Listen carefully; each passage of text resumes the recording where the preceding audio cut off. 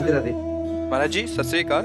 महाराज जी मैं आस्तिक हूँ, अपने गुरु ग्रंथ साहिब में बहुत आस्था रखता हूँ और आपको भी सुनना अच्छा लगता है। महाराज जी मेरे क्षेत्र में मुझे कई जगहों पर कुछ झूठ बोलना पड़ता है। महाराज जी मुझे बाद में बहुत अंदर से दुख होता है। महाराज जी मेरा मार्गदर्शन करें, मैं कैसे दोनों का आप जैसे में बोलिए कि कहाँ झूठ बोलना पड़ता है। जैसे महाराज जी किसी के साथ काम करें, कई चीज़ों पे ऊपर नीचे बताना पड़ जाता है कि जो पीछे की चीज़ें वो हमको क्लियर नहीं बतानी पड़ती है। तो नहीं, कुछ चीजें तो राजनीति में, व्यवहार नीति में भी गुप्त रखी ही जाती हैं, उनका छुपाव। जैसे मान लो किसी आर्मी के हेड से कि तुम्हें कसम है सत्य की, तुम बताइए क्या प्लान चल रहा है, बिल्कुल नहीं बताएगा। गर्दन काट दो तो नहीं बताएगा। और अगर लगा कि बोलना ही है तो 100% झूठ बोलेगा। झूठ बोल, क्योंकि उसको देश की रक्षा करनी है, अपने प्लान को बचाना है। उसके प्लान में हजारों का जीवन छुपा हुआ है, उसके प्लान में शत्रुओं का विनाश लिखा हुआ। तो कुछ राजनीति पक्ष में, कुछ धर्म पक्ष में, जैसे कि आप सत्य बोलिए, कितना भजन करते, तो बिल्कुल बिल्कुल प्योर झूठ बोलना पड़ेगा कि कुछ भजन नहीं, कोई साधना नहीं, हम तो केवल ऐसे सहारे से चल रहे हैं। अब इसमें थोड़ी कि सत्य को हम ये ऐसे नहीं है। तो इन विषयों पर, आप जैसे एक व्यापारी आए थे कपड़े के, उन्होंने कहा कि मुझे झूठ के बिना नहीं काम चलेगा। तो हमने कहा नहीं, ऐसा इसमें नहीं है। सब कोई जानता है कि आप दुकानदारी कर रहे हो प्रॉफिट के लिए, तो आप जैसे कह सकते हो ये कपड़ा 140 रुपया मीटर है, पर आप जब ये बोलते हैं कि मैं कसम से कह रहा हूं कि इसमें मुझे 1 रुपया फायदा नहीं है, 140 रुपया मीटर है और ये हम इतना ही देंगे आपको, और मुझे बिल्कुल, मैं इतने में लाया, अब आपका झूठा हो रहा है।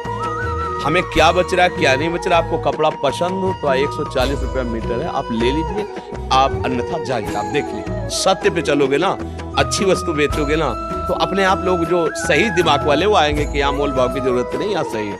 अब हम जब फ्रॉड एकदम बोल रहे हैं कि कसम से कह रहे, तो अपराध तो बन ही रहा है। 10, 20, 40 रुपया में तुम झूठ बोल रहे हो। ऐसे झूठों को संभालना है। हर कोई जानता है कि व्यापार करता मुनाफे के लिए, जो खरीदने आता है हमको उसको सफाई पे ऐसे नहीं करने की, मैं उसे, तो वो तो व्यापार सब कोई जानता, तो उसमें झूठ बोलना जरूरी क्यों है। लेकिन राजनीति पक्ष में, धर्म पक्ष में कुछ ऐसी बातें हैं जिनको छुपाना अनिवार्य है, उसमें थोड़ी कि मैं सत्य बोल देना। ये आप देखा, जो झूठ दूसरे को फंसाए, ठगे, दुख दे, उसका नाश हो रहा हो, ऐसा नहीं करना चाहिए। जिस असत्य बोलने से, जिस छुपाव से बहुतों की जान बच रही हो, वो हमारा देश सुरक्षित रहे, हमारा परिवार सुरक्षित रहे, वो झूठ हमारे लिए कोई असत्य नहीं है। समझ पा रहे ना जी। डॉक्टर श्वेता दीवान जी दिल्ली से।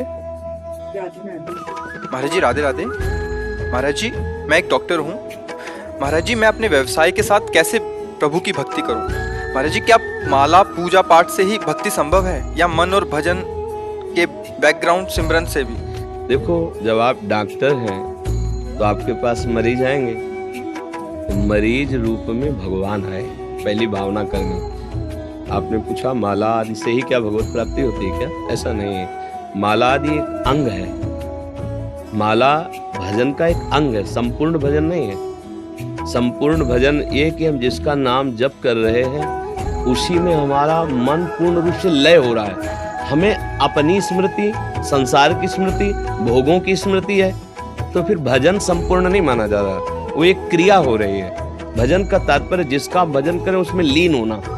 अब ये थोड़ा आगे की स्थिति, तो हम प्रारंभ यहाँ से करते हैं। जो मरीज आया, पहले उसमें देखो कि इस ढांचे के अंदर प्रभु बैठे हैं और हमें सेवा का अवसर देने के लिए आए, और जितना प्रभु ने हमें ज्ञान दिया है उतना हम इसकी दुख निवृत्ति रूपी पूजा करेंगे। समझ रहे ना? और खूब भाव से उसकी वचन के द्वारा अमृत बोल कर कोई बात। कई बार ऐसे रोग के लोग आए, ठीक हो गए, आपको बिल्कुल चिंता नहीं। उसको पहला साहस वचन के द्वारा, और हम ये जो औषधि देते हैं ना, आप इसे निश्चित आपको आराम मिलेगा। और अंदर से आप भाव कि प्रभु मुझे डॉक्टर का स्वांग दिया है, तो मैं आपके इस मरीज स्वांग की पूजा कर रही हूँ, और इसका फल मुझे मिले कि आपके चरणों में प्रीति हो। और बीच बीच में नाम स्मरण, नाम जप, बस हो जाएगी, इसी से हो जाएगा। तो मैंने धूप बत्ती जलाने की जरूरत है ना, तुम्हें चंदन लगाने की जरूरत है। समझ गए ना? बस। अब अगर केवल हम उसको अर्थ व्यवसाय मानेंगे, अर्थ प्राप्ति प्रदान रखेंगे, तो अंतर की बात भगवान जानते हैं। तो तुम्हें अर्थ मिलेगा पर भगवत प्राप्ति नहीं। आपके अंदर में है। ये जो मैं कृत्य, जो मैं क्रिया कर रही हूँ, इसके फल से भगवान प्रसन्न हो तो निश्चित वो पूजा ही है, उसमें इतना भी फर्क नहीं है, वो पूजा ही है। बिल्कुल विश्वास कीजिए। संतों के वचनों पर विश्वास किया जाता ना कि भाई हमें तो संत ने आदेश कर दिया, गुरुवाणी ने आदेश कर दिया, अब मुश्किल, हमें पक्का विश्वास, इससे भगवान मिल जाएंगे। बीच बीच में जब आपका स्मरण बने तो नाम जप कीजिए और खूब सेवा कीजिए। कोई जो गंदे आचरण होते हैं वो भगवत प्राप्ति के मार्ग वाले उपासक स्वीकार नहीं करते। गंदे आचरणों की व्याख्या करने की जरूरत नहीं, सबके हृदय में और प्रभु संकेत करते हैं और सब जानते हैं ये गलत है, नहीं करना चाहिए। जो गलत है वो मत कीजिए और इस भाव से चलिए। आप संत ही हैं, आप गृहस्थ में रहते हुए भक्त ही हैं, आपको निश्चित भगवान की कृपा प्राप्त होगी। शिखा जी बनारस से। महाराज जी आपके चरणों में कोटि कोटि प्रणाम। महाराज जी इस नश्वर शरीर का भान कैसे छूटे, क्योंकि शरीर भान में रहने के कारण बहुत सारे कुकर्म होता है। मैं बहुत ही अधम नीच पापी हूँ महाराज जी, मुझे केवल श्री जी ही चाहिए। महाराज जी कृपा करें।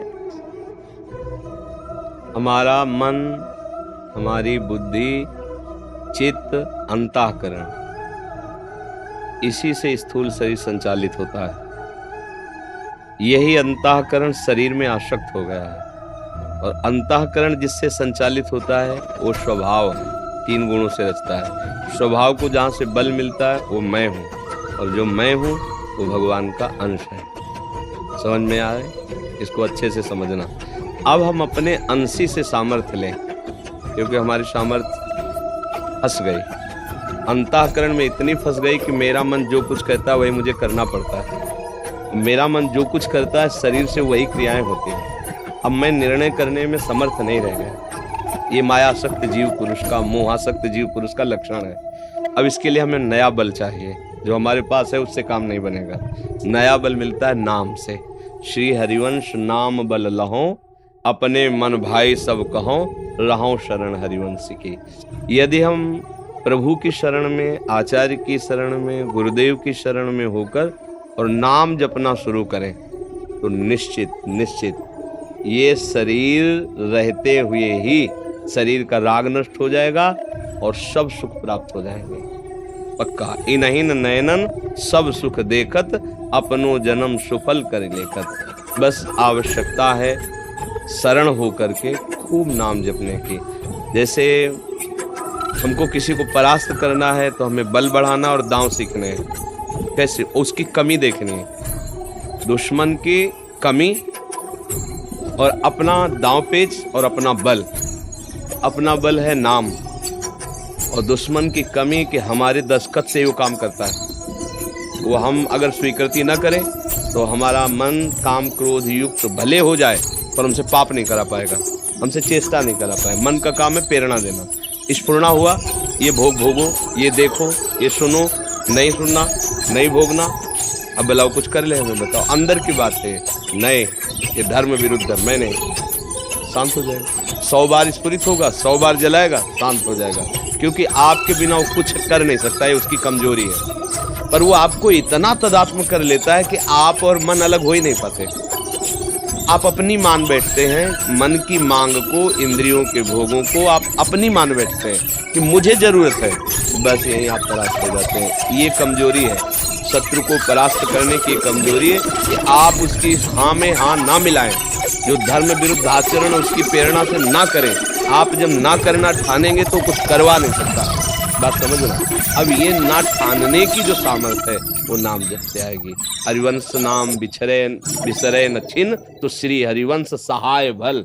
जब इतने बड़े आचार्य गुरु की सहायता होगी तो कोई भी आचरण हमसे ऐसे नहीं हो पाएंगे जो धर्म विरुद्ध है, जिसे पापाचरण कहते हैं, जिससे हमारी दुर्गति होती है। इसलिए आचार्य गुरु की शरण होकर निरंतर नाम जप करना और मन के द्वारा दी हुई गलत बातें वो पेश करता है आपके सामने। ऐसा कर लो सुखी हो जाओगे, ऐसा देख लो सुखी हो जाओगे, ऐसा भोग लो सुखी हो जाओगे। उसको जांचो, या धर्मयुक्त है? नहीं तो बिल्कुल नहीं। चाहे तो मुझे जला दे, चाहे मार दे, मन में तेरी बात बिल्कुल नहीं। अब तक जो तूने कहा किया, अब तुझे मैं कहता हूँ अब नाम रखना पड़ेगा। अब धर्म से चलना पड़ेगा, अब सत्य मार्ग, अभी आनंद आ जाएगा। इससे लड़ना सीखो। हम लोग मन से लड़ना क्या, उसको सपोर्ट किए चले जा रहे हैं और फिर रोते हैं कि हम तो चाहते नहीं थे पर ऐसी गलती हो गई। प्रायः सब कोई है, हम चाहते हैं कि निकल जाए पर पता नहीं क्या हो जाता है। कोई ऐसा लगता है मेरे दिमाग में बैठ करके उसे जबरदस्ती करा रहा है, कोई नहीं करा रहा, आपकी स्वीकृति करा रही, आपके दस्तखत करा रहे। मन ने कहा ऐसा कर लो, आपने स्वीकृति दे दी, अब बस इसके बाद आपकी जरूरत नहीं है, तो आपको ऐसी जगह पटकेगा जाके, बाद में आप होता है इतना बड़ा पाप कर लिया। तो कैसे होगा? अब कैसे क्या तुम्हारी स्वीकृति हुआ है तभी दंड मिलता है उसको। नहीं तो मन की ताकत नहीं कि कुछ भी कर सके। अनुभव की बात करते हैं, मन हमको केवल सलाह देता, केवल सलाह। ऐसा देख लो बहुत अच्छा रहेगा, ऐसा भोग लो बहुत अच्छा रहेगा, ये चुरा लो, ये हिंसा कर, जो प्रेरणा करता है बस चढ़ बैठो उसकी बात पे। नहीं ये गिरा दे, तुम्हें बता ना, अगर वो ऐसे ही गिराता रहता तो आज तक कोई भगवत प्राप्ति कर ही ना पाता ना। तो कोई मन निग्रही या जितेंद्री होता ही नहीं, कोई संत वहाँ पर होता ही नहीं। तो भाई कोई नहीं जीत सकता, तो भगवान कहीं ना कहीं से लिख देते, कोई नहीं। भगवान आदेश कर रहे हैं, इस सबसे बड़े ज्ञानियों के दुश्मन काम को मारो, आदेश कर रहे हैं। अर्जुन ये बहुत खाने वाला, कभी ना खाने वाला दुश्मन है, चाहे जितना भोग लो कभी तृप्त नहीं। अब इसका निर्णय करो। जैसे गृहस्थ हो, एक पत्नी हो, एक पतिव्रत, धर्म से युक्त होकर धर्मयुक्त भोग मांग रहा है, दस्तखत कर दो। धर्म के विरुद्ध है, बिल्कुल नहीं। वो काम क्या करेगा? जलाएगा। उस जलन को सहो, जितना सह गए उतने महान बन जाओगे। जैसे स्वर्ण जलता है तो और तपता है, प्रकाशित होता है, ऐसे तुम्हारा हृदय जलेगा, तुम्हारे पाप नष्ट हो जाएंगे। अगर उस जलन से हार कर तुमने फिर क्रिया कर दी तो बांधता चला जाएगा। अमित जी दंडक जी, आपके चरणों में कोटि कोटि प्रणाम। महाराज जी, मेरा प्रश्न है कि भगवत प्राप्ति क्या है? क्या भगवत प्राप्ति का मतलब मोक्ष है? भगवत प्राप्ति का ऐसा समझिए, जैसे आप भारतीय होकर के लंदन में हो तो आपको भारत में ही विश्राम मिलेगा, तो आप वहाँ करते हुए छटपटाते रहोगे, ज़्यादा से ज़्यादा कमा लो, गाँव जाओ, अपने परिवार अपने घर में मिलो। ऐसे ही हम भगवान के अंश हैं, ममैवांश ईश्वर अंश जीव अविनाशी। हमका भटक रहा है, कभी शरीर में, कभी इंद्रिय में, कभी पद प्रतिष्ठा पर, कहीं कुछ टिकाऊ नजर नहीं आता, कहीं कुछ। एक क्षण वो इतने बड़े पद में होता है, दूसरे क्षण वो जिन में होता है। एक क्षण वो बड़े सुख से भोगी शरीर को स्वीकार करके बड़ा गर्वित होता है, दूसरे क्षण वो अपने को अस्पताल में देखता है।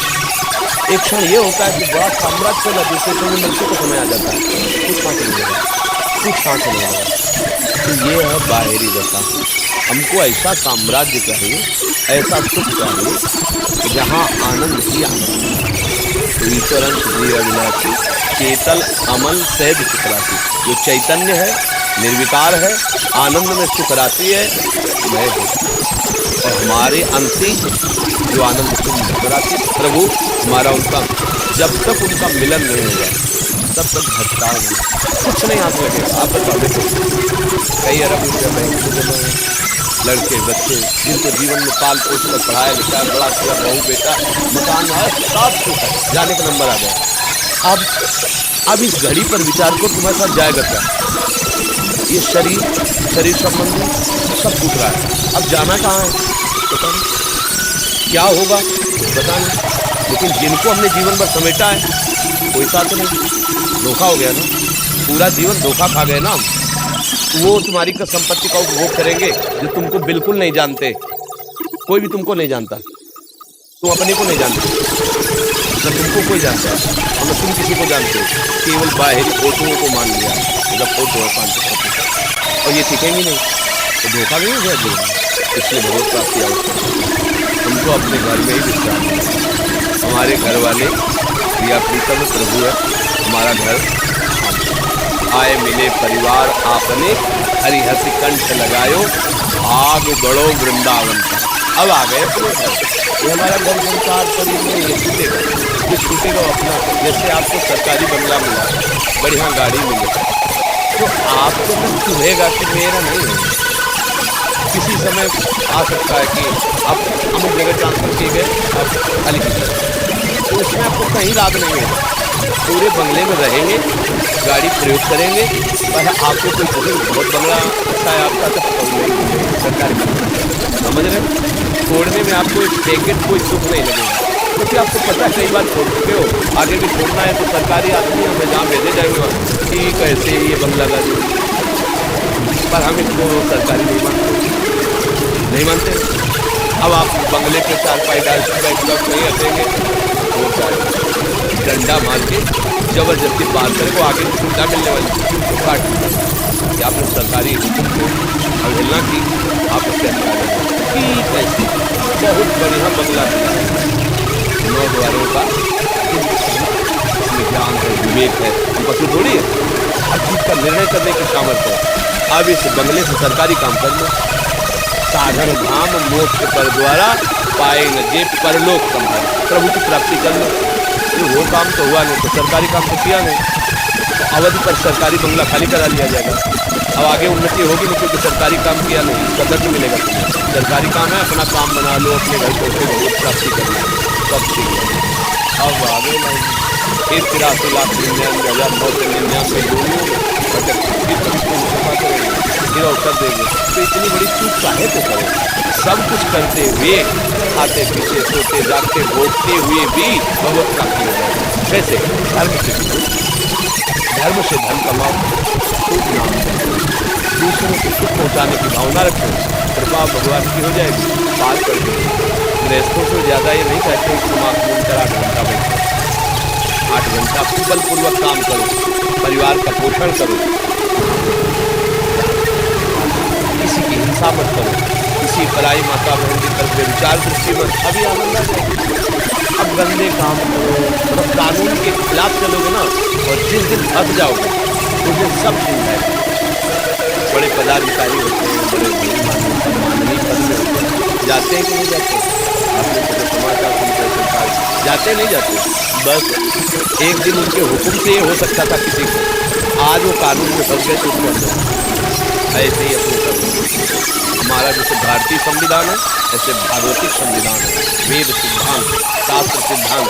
जैसे गांव का आदमी पढ़ा लिखा नहीं हो, क्या जाने कानून क्या है, अरे कुछ नहीं होता, लेकिन जब फंसेगा तो तुम्हारे ऊपर 302 का केस लगा, तुम्हारे ऊपर अमुक केस लगा, फिर उसको लगता है तो सच्ची थी, ऐसे कहते क्या होता है नरक वरक यार, ये सब लिखी पड़ी बातें हैं, चलो मनमानी करो, और जब फंसेगा तब कानून होगा। अच्छा उस समय अवसर नहीं होता, आपको सजा भोगनी पड़ेगी।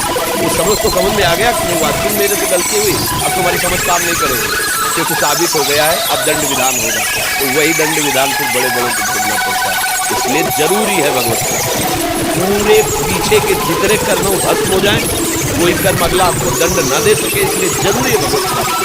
हमारा विश्राम स्थल भगवान के चरणों में, अगर ये नहीं हुआ तो विश्राम नहीं मिलेगा। जिसको तुम अपना समझ रहे हो, जो कुछ अपना समझ रहे हो, वो तुम्हारे अंतिम समय में कोई नहीं होगा। पक्का देखो, तुम अपने पिता पर कितना याद करते हो, कितना स्मरण करते हो, तुम्हें तैयार किया, पढ़ाया लिखाया पूछा, अगर पधार गए कभी साल में वो जो पिंडदान करने, वो भी अगर धार्मिक प्रवृत्ति होगी तो गए तो ऐसे तुम्हारे बेटे का तुम्हारी आरती करेंगे लोग, ऐसे नहीं, कोई नहीं किसी को जानता। बड़े बड़े चक्रवर्ती सम्राट में खंडेर बड़े कबूतर अगर कुछ सुने, सत्य वस्तु यही है, नाम जप लिए तो ये अविनाशी, ये तुम्हारे साथ चले, सत्य से चले, धर्म से चले, ये तुम्हारे साथ जाएगा।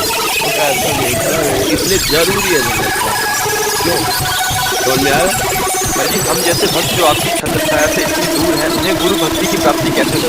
आप दूर कहाँ समझ रहे हो? बामन भगवान ने चरण जब बढ़ाया तो ब्रह्मा जी के सब ब्रह्मलोक पहुँच गया, एक ही चरण में ब्रह्मलोक तक, और दूसरे में सब, तीसरे के लिए जगह नहीं थी, टांग के अंदर ही तो दूरी है क्या, टांग के अंदर ही हो, कोई दूरी तो नहीं। ब्रह्मलोक में जब चरण पहुँच गया तो मृत्यु लोक है, बहुत मतलब टांग के अंदर ही हो भगवान को। और दूसरी बात, जब सर्वत्र है जहाँ तुम हो वहाँ है कि सब में है, जब सब में है तो आप में भी है, सब समय में है, जिस समय में आप उस समय में भी तो है, सबको प्यार करते हैं तो आपको भी प्यार करते हो, कहते हैं सब हम प्रिय। तो कोई भी दलील ऐसी नहीं जिससे हम अपने को भगवान से दूरी करें। और वैसी लौकिक दृष्टि से देखो तो आज का कलयुग का बहुत कृपा प्रसाद है। वृंदावन की बात आप ऑस्ट्रेलिया अमेरिका में सुन लीजिए, सर्च कीजिए, तत्काल सुन लीजिए। ये सुविधा तो हमें लगता है सतयुग में भी नहीं होगी, उसमें तो ध्यानस्थ होकर मिले, लेकिन आजकल तो सर्च कीजिए, आप सुन लीजिए। तो हमें लगता है रोज का रोज जो भगवती की वार्ता आदि है वो सब पढ़ती है, आप उनको गौर से सुनिए, ध्यान से, ऐसा हम लोग कीजिए कि वृंदावन नहीं सुन रहा हो और आदेश का पालन कीजिए। तो हमें लगता है ये दूरी जो प्राकृतिक दूरी है, हृदय की दूरी, हृदय की दूरी ना रहना ही नजदीकीपन है। अब कोई हमारे पास रह रहा, मनमानी आचरण कर रहा, हमारी बात नहीं मान रहा तो सच्ची मानिए तो हमारी समीप नहीं है। कोई बहुत दूर रह रहा है, इतना प्यार कर रहा है और हमारी बात मान रहा है तो सच्ची मानिए, हृदय से बहुत नजदीक है। तो हृदय की नजदीकी है और हृदय की दूरी दूरी है। अगर आप ऐसा शब्द बोले कि हम आपकी छत्र छाया में, आप दूर नहीं हैं, वो छत्र और वो छाया बहुत नजदीक किए हुए आपको, और जो पास रह रहे हैं और मनमानी आचरण कर रहे हैं, आज्ञा उल्लंघन कर रहे हैं, बहुत दूर रह रहे हैं, बहुत दूर। कैसे?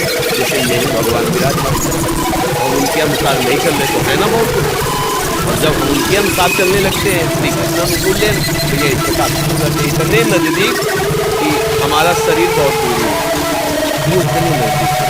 मुझे लगता है ये भी नहीं सोचना है कि हम बहुत दूर हैं, ठीक है ना।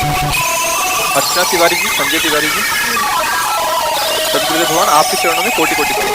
महाराज जी, इस शरीर के पतिदेव जी वृंदावन धाम में अखंड वास लेते हैं, लेकिन मुझे कई बार जरूरी काम से कभी कभी घर से बाहर जाना पड़ता है, तो इस दोष से मैं कैसे बचूं? नहीं, दोष नहीं है, सेवा है, तो दोष मत मानिए। और धन्यवाद है कि आप अपने पति से अपनी बन गए, आप अच्छा सकती हैं, मैं रहूँगी तो ले जाना पड़ेगा, आप तो हम जाकर के व्यवस्था करेंगे किसी भी कार्य से, आपके आप रखेंगे, पति को भगवत स्वरूप मानिए, उनकी आराधना में रहेंगे ना, जो व्यक्ति पति को प्राप्त होंगे, आपका आना जाना वृंदावन से दूर नहीं माना जाएगा, क्योंकि आप अपने पति के वृंदावन वास के हेतु अगर जाते आते हैं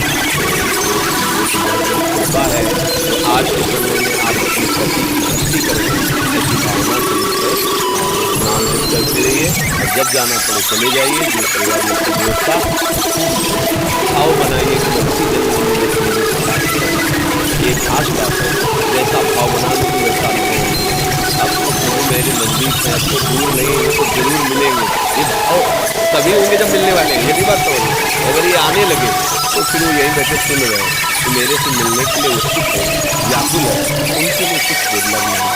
तो हमारे पिता हैं, हमारे अंशी हैं, हमारे स्वामी हैं, बस वो क्या है कि ऐसी माया का पर्दा कि भगवान एक बहुत दूर से लगते हैं और भोग सब नजदीक वर्तमान में सुख देने वाले लगते हैं, इसलिए भगवान का भजन रुचिता नहीं है। अगर ये बात समझ में आ जाए कि भोगों में जो सुख भाग रहा है, अनंत सुख उससे बढ़कर भगवान में है, क्योंकि उन्हीं के एक सुख समुद्र के बिंदु से पूरा त्रिभुवन सुखी हो रहा है। जो आनंद सिंधु सुख राशि सीकर से त्रैलोक सुखा, जिनके एक बिंदु के कण से सीकर से पूरा त्रिभुवन आनंदित हो, उस आनंद समुद्र की प्राप्ति के लिए मुझे बहुत भाव राधा राधा राधा आपको जो प्रिय लगे, जो गुरुदेव ने दिया हो, नाम जप करो। नाम जपने से ही समस्त विकार नष्ट होते हैं, नाम जपने से ही सारी कामनाएं पूर्ण होती हैं। बिना नाम जपे तो जितना पुण्य उतना और पुण्य नष्ट होने में देर नहीं लगती, लेकिन नाम अविनाशी उसको नष्ट प्रभु का नाम अगर एक बार आपने राधा बोला, राम बोला, हरि बोला, गुरुदेव बोला, ये अविनाशी नाम है। ये नहीं कि तुम पाप करोगे तो नष्ट हो जाएगा, वो अविनाशी। पाप करोगे तो वो रुक जाएगा, प्रभाव नहीं समझ में आएगा, उसका दंड मिलेगा पाप का, पर वो नाम जितना जपा उतना सुनाइए, वो फिर तुम्हारा मंगल नहीं होने देगा। खूब नाम जप करो।